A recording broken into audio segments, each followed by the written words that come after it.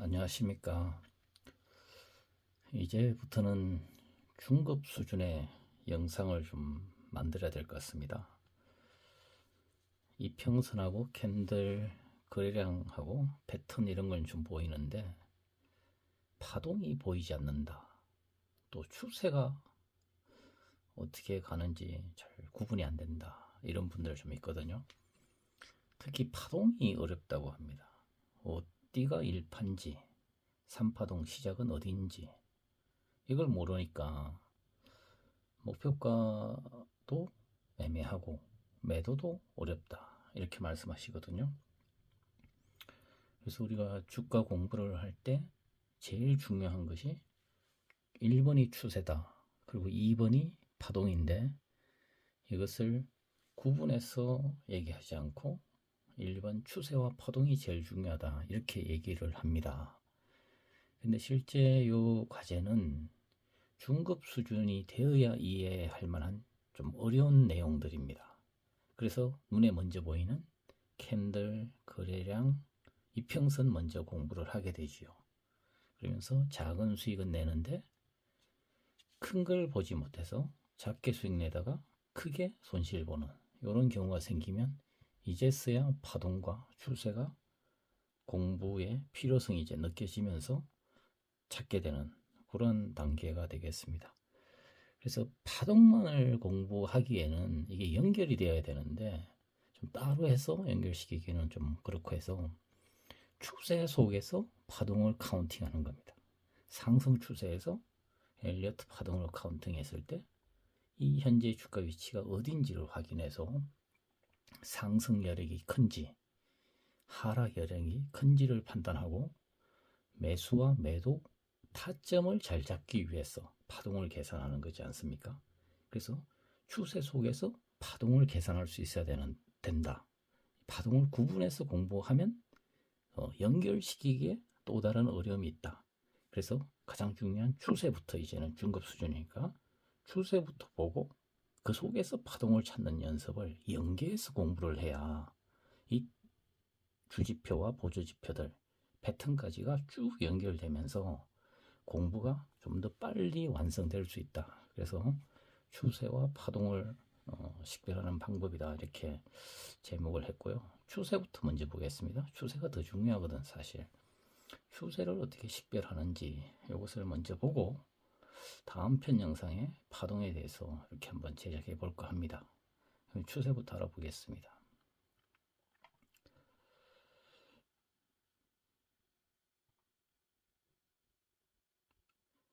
추세를 식별하는 방법에는 여러 가지가 있습니다.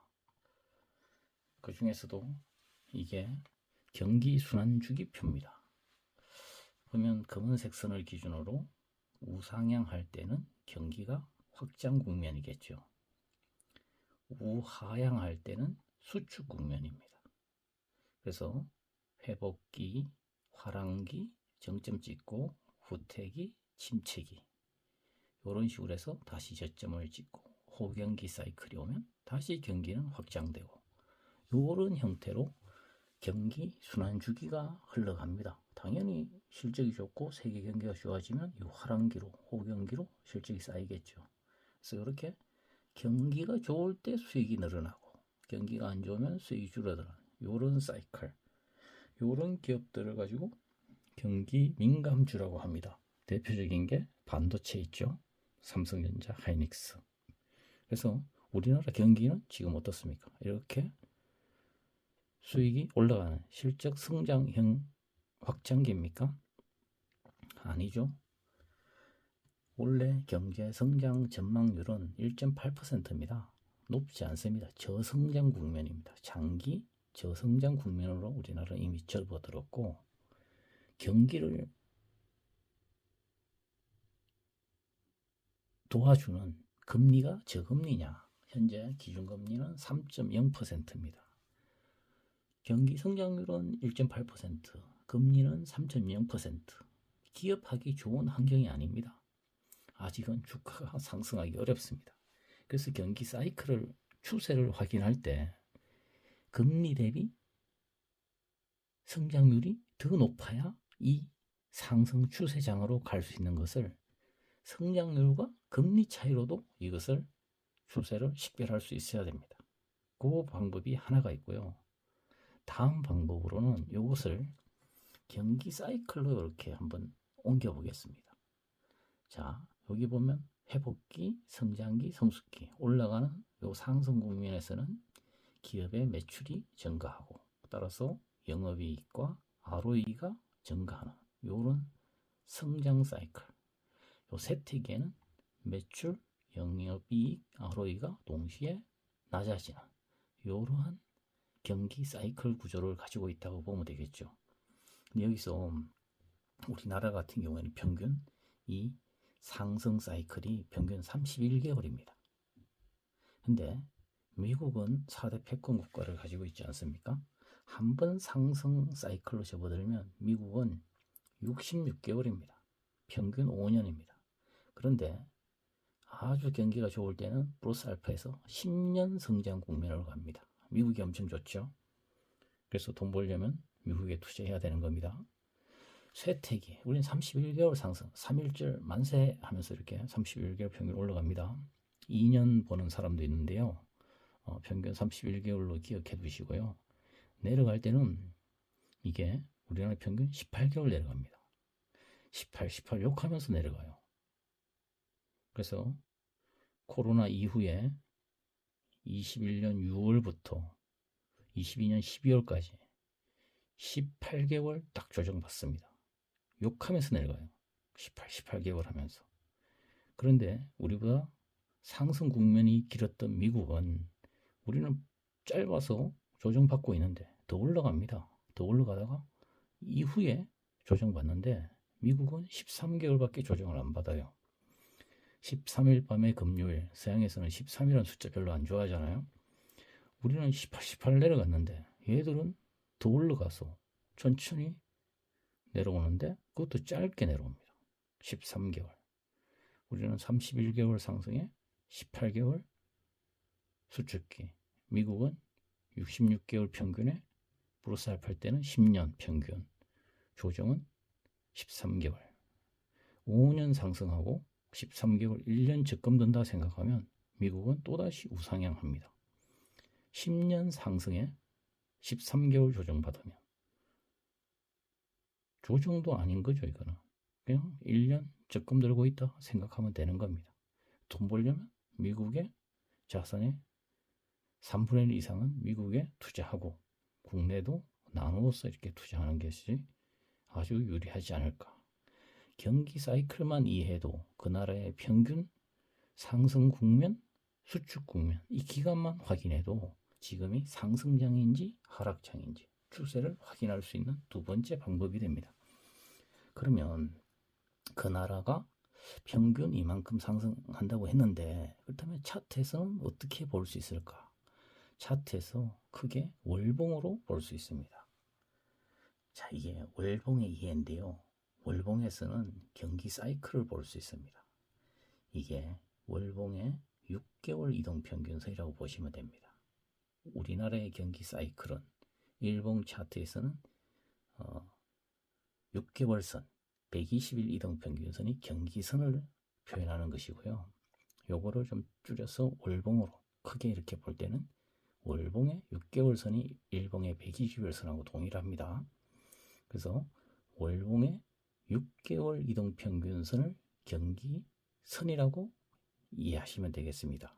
그래서 수축 국면에서 완만하게 옆으로 누웠던 6개월 이동평균선이 상승으로 전환했다. 이때는 경기가 확장 국면으로 다시 전환되었구나 생각하시고 6개월 이동평균선 올라가는데 그 위에서 월봉이 양봉이 되면 이때부터는 적극적으로 지수와 종목을 매수하면 되겠습니다. 이때부터 고점을 찍을 때까지 평균 31개월이라 했죠. 31개월 동안은 매수밖에 없어요. 매매할 필요 없습니다. 매수. 3개월 상승하고 예를 들어 한 달 조정 받으면 한 달 조정 받을 때는 그냥 더 사는 겁니다. 월급 나오고 용돈 생기면 할인가로 세일 가격으로 주는 겁니다. 매수. 계속 올라갑니다. 정점을 지나고 6개월 이동평균선이 하향으로 돌 때 월 연봉이 나오면 6개월 이동 평균선 아래서 월봉이 연봉이 나오면 이때부터는 매수가 없습니다. 올라갈 때 수익을 냈던 걸 다 챙기고 여기서부터는 주식은 가지고 있으면 안 됩니다. 좀 더 공부하면 인버스나 풋옵션을 해서 내려가는 국면에 반대로 베팅을 해서 이 기간 동안 수익을 낼 수 있는 이러한 것들이 월봉에서 표현이 되어 있습니다. 그래서 우리가 일봉에서 120일선이 월봉의 6개월 선하고 동급이고 요 선은 경기 사이클을 나타내는 선이다. 또는 펀더멘탈 선이다. 이렇게 말하고요. 일봉에서 60일 선을 수급선, 일봉에서 20선은 세력선, 생명선 이렇게 얘기합니다. 일봉에서 5일선은 요것은 그냥 심리선, 왔다리 갔다리 변동선을 줍니다. 그래서 추세를 식별할 때 120일선, 월봉의 6개월선을 식별했는데요. 요거보다 더 큰 게 240일선이 하나 더 있어요. 240일선은 기준선이라고 하고 대세선, 뭐 황금선 이렇게 표현하는 분도 있고 수평선이라고 지평선이라고 해서 지상과 지하층으로 내려가는 기준선 이렇게 해서 지평선이라고 부르는 사람도 있어요. 차트에서 추세를 볼 때는 이동평균선의 크기가 큰 걸, 기간이 길고 큰 것을 추세선으로 보고 이렇게 60일, 25일선 정도 짧은 기간에 이런 선들을 이동평균선들을 변동성을 준다고 해서 작은 선을 파동선으로 이렇게 보시면 되겠습니다. 그래서 큰 추세선은 이렇게 천천히 움직이죠. 직선 운동을 합니다. 직선 운동. 근데 작은 파동선들은 지그재그 운동을 줍니다. 그래서 이것은 곡선 운동을 합니다. 어떤 게 직선 운동을 해서 추세를 잡아주는지, 어떤 게 왔다리 갔다리 지그재그 변동성을 주면서 파동을 그려가는지 이것을 생각해 보면 추세와 파동을 식별하는데 또 도움이 되겠습니다. 그래서 월봉 차트로 한번 보겠습니다. 자, 이게 코스피 지수의 월봉 차트입니다. 자, 여기 보면 검은색 이동평균선이 있습니다. 이것이 월봉의 6개월 이동평균선, 일봉의 120일 이동평균선하고 동급입니다. 자, 하락하던 6개월 이동평균선이 여기서부터 상승을 하고 그 위에서 월봉이 양봉으로 올라가고 있죠. 자, 이때는 상승 국면입니다. 추세가 상승 추세. 그래서 이때는 매수밖에 없는 겁니다. 매수. 그런데 여기 월봉 6개월 이동평균선이 하향으로 꺾이면서 그 아래서 월봉 연봉이 나왔죠. 이때부터는 매도밖에 없습니다. 수익은 다 챙기고 인버스나 풋으로 매도를 쳐야 수익이 납니다. 여기 가만 가지고 있으면 수익 났던 게 그냥 수익이 줄어들어 버리잖아요. 크게 보면 우상향은 우리나라는 합니다. 그러나 연평균 4%밖에 상승이 나오지 않기 때문에 수익이 났을 때 챙기고 매매를 할 수 있어야 코스피장에서는 국장에서는 수익을 낼 수 있다는 거 여러분들 한번 생각을 해주시면서 하면 좋겠습니다. 그러면 과연 여기도 올라갔다 빠지고 여기도 올라갔다 빠지고 여기도 올라갔다 빠지는데 요걸 어떻게 했으면 수익을 잘 낼 수 있겠느냐, 좀 이런 의문사항이 생길 수 있지 않습니까? 그래서 제가 하나 힌트를 더 드리면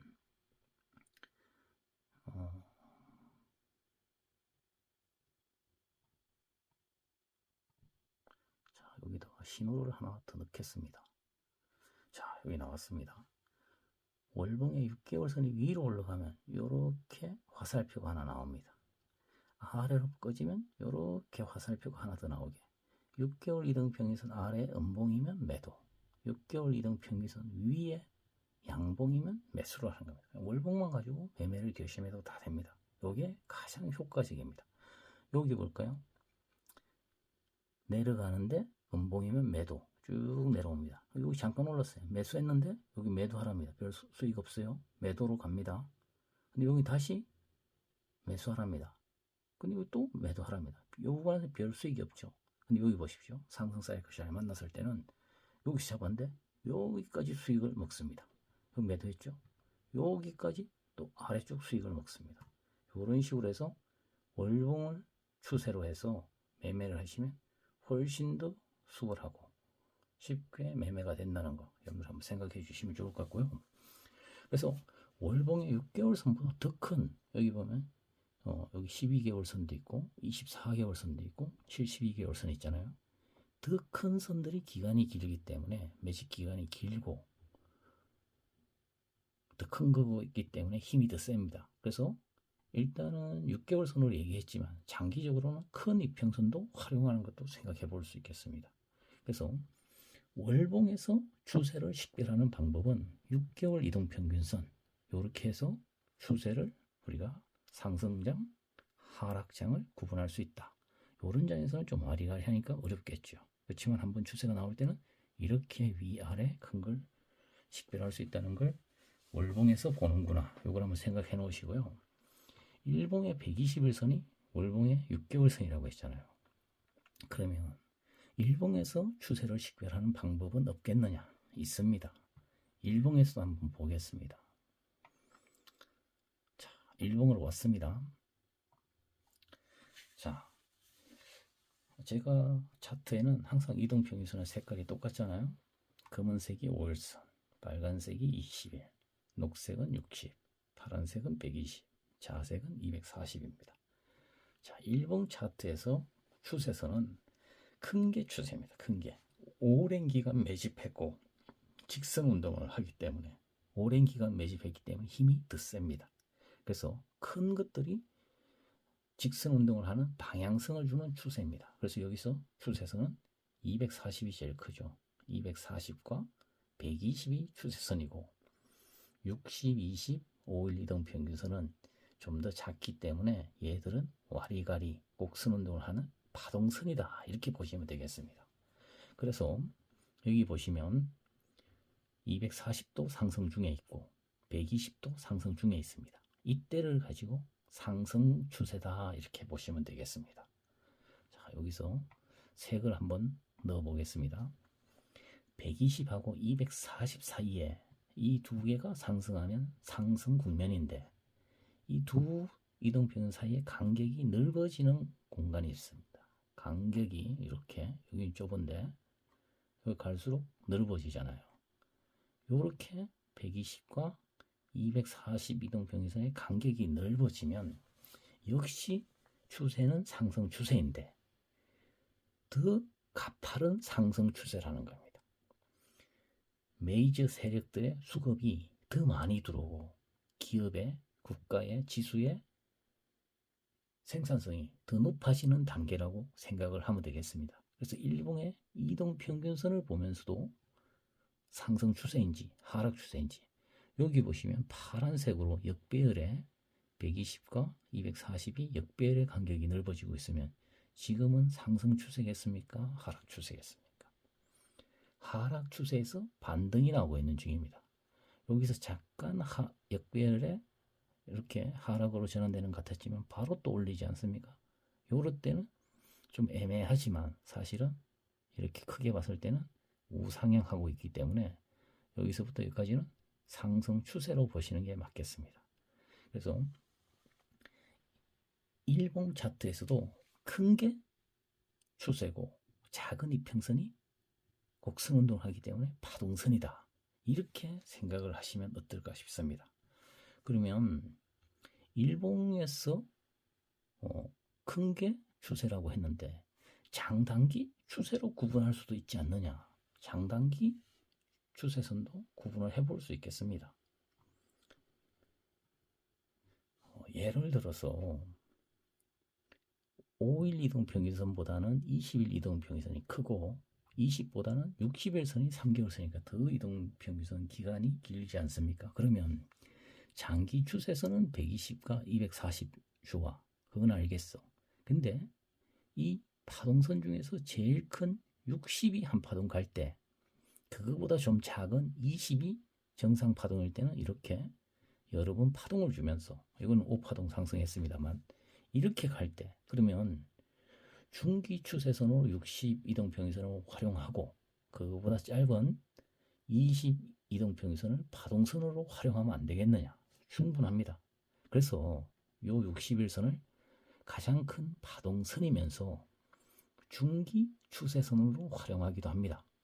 여기 한번 상승할 때 62일파동 상승할 때 작은 빨간색 22평선이 정상파동일 때는 5파동 상승하기 때문에 이때는 60이 직선운동 추세를 잡아주고 그 위에서 22동평선이 곡선운동을 하면서 상승 방향으로 힘을 쓰고 쉬었다가 힘을 또 쓰고 쉬었다가 힘을 내고 쉬고 이런 식으로 해서 통상 3번, 2번, 3번 정도 이렇게 파동을 주면서 이동을 하겠습니다. 이렇게 해서 일봉상에서 큰 이동 평균선이 추세를 잡아주는 추세선이다.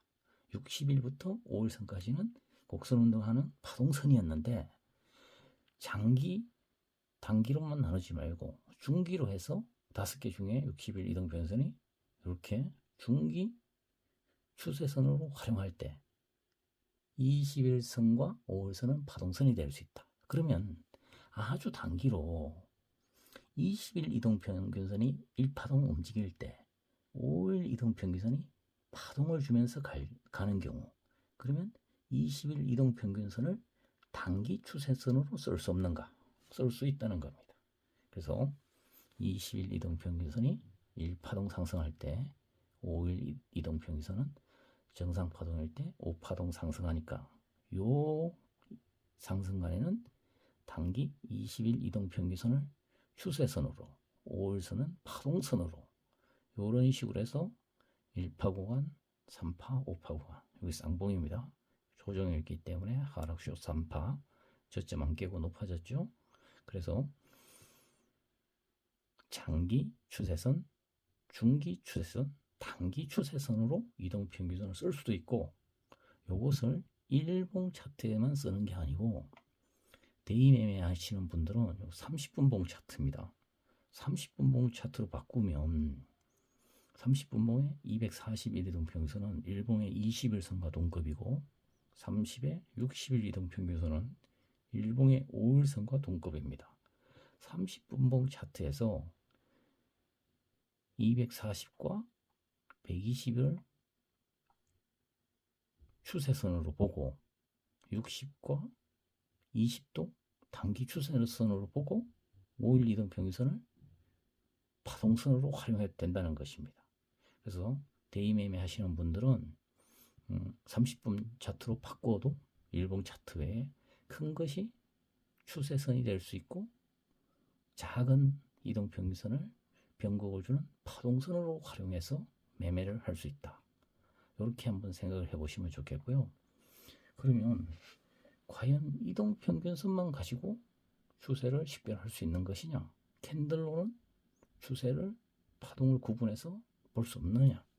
있다는 것입니다. 이동평균선은 다른 말로 캔들의 연장선입니다.